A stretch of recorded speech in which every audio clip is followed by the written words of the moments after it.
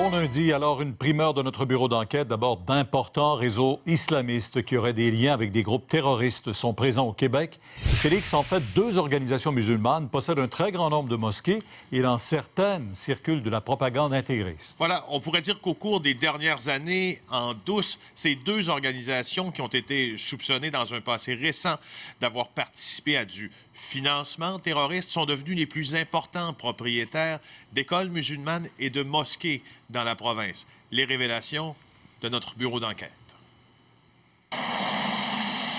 Par qui sont détenues les mosquées et écoles musulmanes du Québec? Les plus importants propriétaires d'immeubles dans lesquels elles se trouvent sont 2 organisations islamistes soupçonnées par la GRC, le FBI et Revenu Canada d'avoir été liées au financement terroriste. À elle seule, l'Association musulmane du Canada, l'AMC, et l'Islamic Society of North America, l'ISNA, abritent 7 mosquées et 4 écoles privées à Montréal, Sherbrooke et Trois-Rivières. 2 de ces écoles sont subventionnées par le ministère de l'Éducation. Allahu Akbar. Mais qui sont donc ces 2 organisations? L'Association musulmane du Canada se réclame de l'idéologie des frères musulmans et de son fondateur, Hassan al-Banna. Le manifeste de cet imam égyptien, rédigé en 1936, prône notamment l'application de la loi islamique, donc la charia, la ségrégation sexuelle.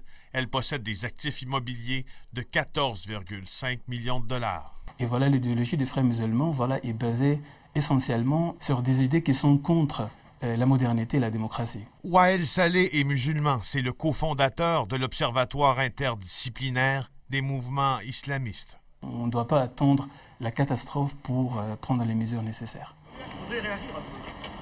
L'Islamic Society of North America, elle, qui vient de dénoncer publiquement les attentats de Paris, est la plus importante association musulmane en Amérique du Nord. Revenu Canada a retiré le statut d'œuvre de bienfaisance à sa filiale de levée de fonds en 2013.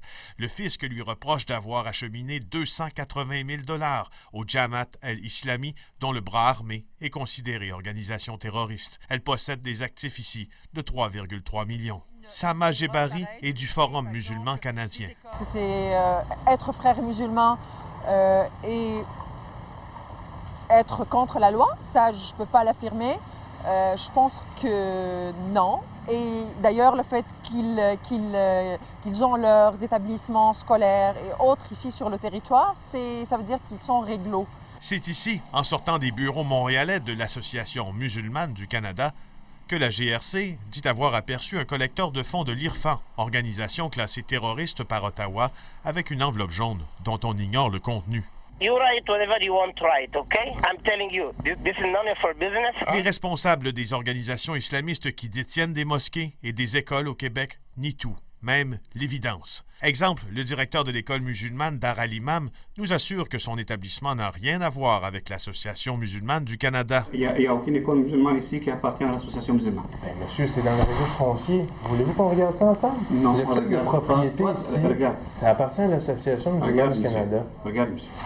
Toi, là, tu fais ton travail de journaliste. Pourtant, en mai dernier, il signait l'acte d'achat du plus gros immeuble de l'AMC au Québec, dans le centre-ville de Montréal.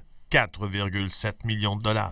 Et au cours de notre enquête, il y a eu plusieurs tentatives, je vous dirais, de dissimulation des faits. Il faut rappeler que notre bureau d'enquête a consulté des centaines de documents légaux, des centaines de documents notariés aussi, afin d'amasser cette preuve-là que nous soumettons ce soir à TVA dans le Journal de Montréal également.